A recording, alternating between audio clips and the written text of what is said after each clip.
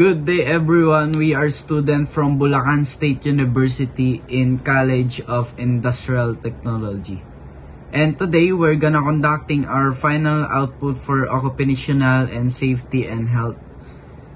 Our project focuses in interviewing a firefighter or fire safety officer to understand the importance of fire safety, risk prevention, and emergency responses. Ako po si Kirk Andre Cruz. Nandito po tayo ngayon sa Playa del Bulacan Fire Station. At nandito po si Sir, ano po ni Sir? Fire Officer 1 Kevin Marinas. Si Sir po. Fire Officer 2 Christian Gabriel. Si Sir po. Fire Officer 1 Mark Kenneth Boyd. Ang ilarawan ng inyong pangunahing responsibilidad bilang isang safety officer. So bali dito, ang mandate talaga ng Bureau of Fire is to save life and protect peace. So mapapansin nyo, hindi lang tayo rumiresponde lang sa sunog. So ginagawa natin yung prevention din. Hanggat maaari ay mas ma-prevent natin sana bago pa dumating yung sunog. Yung kasi yung mas maganda hindi na natin kailangang rumisponde pa. Re-responde pa rin kami in case na meron. Pero mas maganda kasi yung nape-prevent natin yung sunog. So yun talaga yung ginagawa namin. Ano po ang karaniwang hazards o sa inyong ano po ang panganib o hazards sa inyong workplace at paano po ito ina-address? So alam naman natin yung buhay namin. Medyo delikado talaga. So lahat naman trabaho, mayroong kanya-kanyang panganib. So sa amin, sa sunog, Pero din meron din sa pag-rescue kay pag may mga rescue operations. So ang bumbero kasi ngayon hindi lang pang sunog na lang.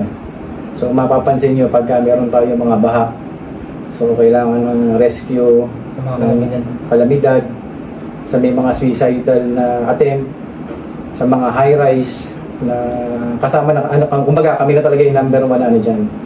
So paano namin ina-address? So kailangan naming mag-training, hindi kami basta-basta pwedeng sumabak sa isang bagay na wala kaming enough knowledge. So, kailangan talaga na meron kaming training. May mga inatinan kami na mga special na training. So, meron tayong tinatawag na mga special rescue force. So, sila yung talagang well-trained pagdating lang sa mga high-angle rescue, low-angle rescue, section retrieval. So, yun. Ito naman po. Ano po ang nag-udyok sa inyo para kumuha ng OSH or COSH certification? So, yun nga. So, hindi naman tayo pwedeng tumakbo sa isang operation nang wala tayong kaalaman. So, yun yung magpupush tayo para umattend sa mga ganong mga seminars, sa mga training, special trainings. Alin po sa mga safety programs sa inyong kumpanya ang masasabi ninyong pinaka-epektibo at bakit? Fire prevention. Fire prevention. Fire inspection. Safety inspections. Ito po. Paano po ninyo hinihikayat ang mga empleyado na magkaroon ng kultura ng kaligtasan? Safety culture po, ganun. So yun nga, sa seminar pa lang kasi tinuturo na yun. Hindi naman namin nire-record sila ng isang beses lang. Pagka medyo malalaking establishments, mga schools, ganyan, mga warehouse, at least twice or every quarter magkakandak sila ng seminar. So yung iba, hindi naman nakakasunod lahat ng twice, thrice. So at least once a year, para at least na-memorize nila yung tinuturo namin sa kanila sa fire safety. Kasi memory ba eh? Ganun. Bakit po mahalaga ang OSH compliance sa anumang uri ng organisasyon? Ang bawa nakita mo, hindi siya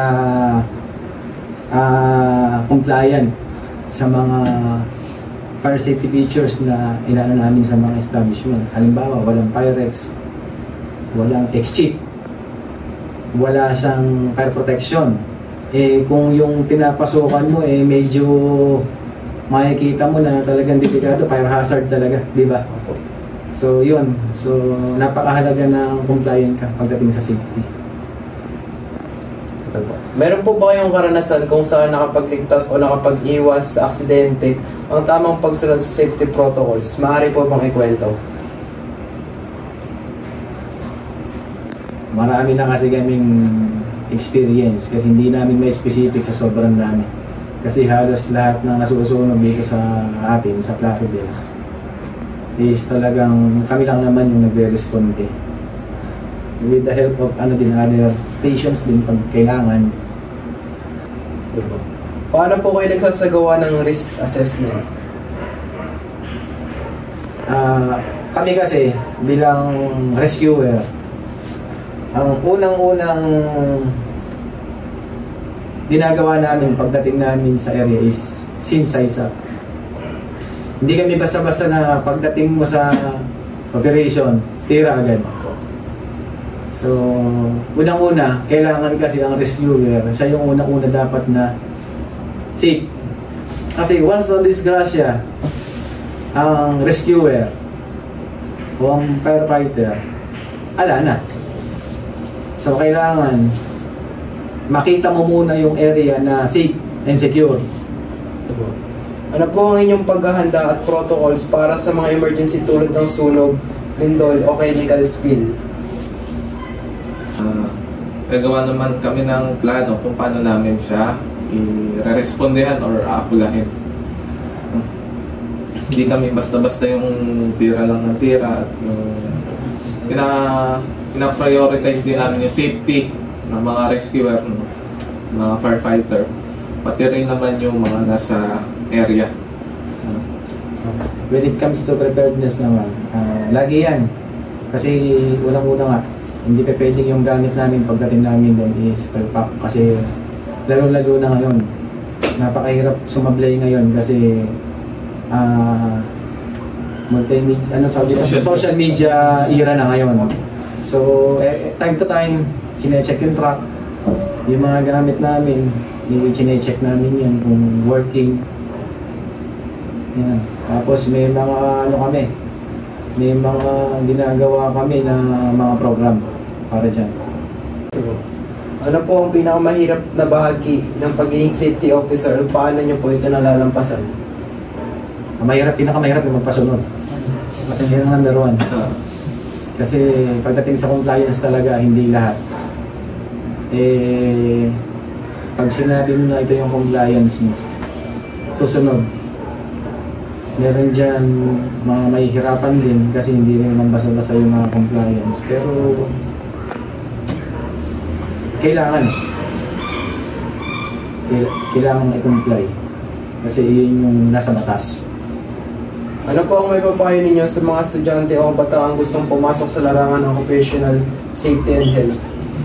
Ang may papayo lang namin sa tulad ng larangan namin bilang firefighter, dapat maging handa physically and mentally.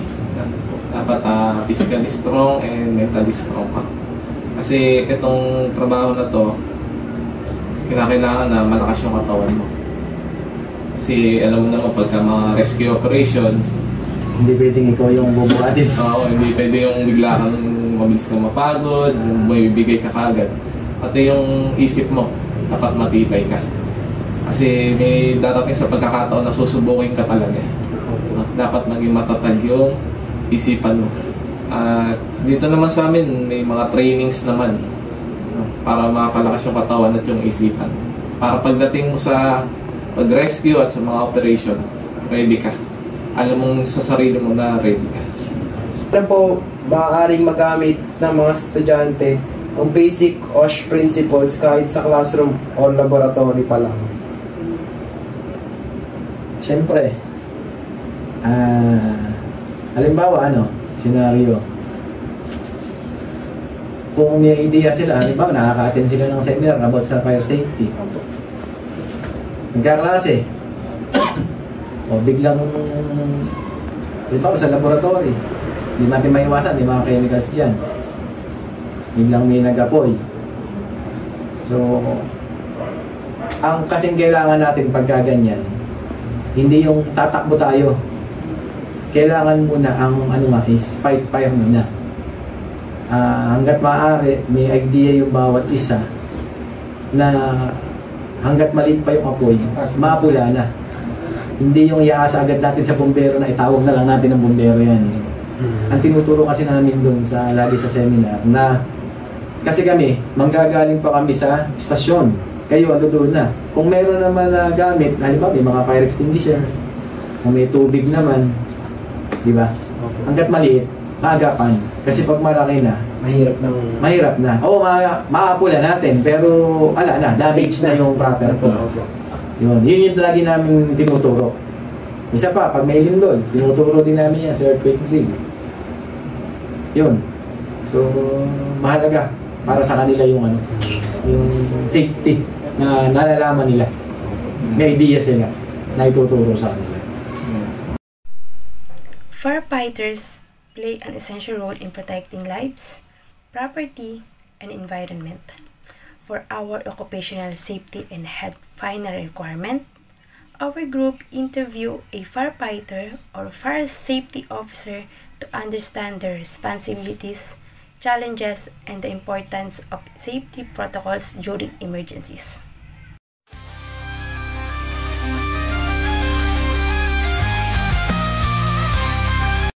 Our group gained valuable insight after interviewing a firefighter or fire safety officer. We learned that firefighting requires not only physical strength but also discipline, communication, and strong teamwork. One of the key lessons we learned is the importance of fire prevention. The officer emphasized that many fire incidents can be avoided through proper awareness, regular inspection, and responsible behavior. Fire safety is not only the responsibility of firefighters but also the community. I realized how important PPE and training are during emergency situation, and this interview helped me understand the dedicating and bravery required in fire service. We also learned the personal protective equipment and continuous training are essentials to keep firefighters safe while responding to emergencies. The officer shared real experience where quick decision making and following safety protocols saves lives. This interview helped us appreciate the risk firefighters face and their dedication to protecting our community. As students, we realized we should practice fire safety in classroom, laboratories, and at home. Overall, the experience strengthened our understanding OSH and highlight how crucial fire safety is in everyday life. Through this interview, we gained valuable insight about fire safety and the crucial role of firefighters in ensuring community safety. And thank you for watching.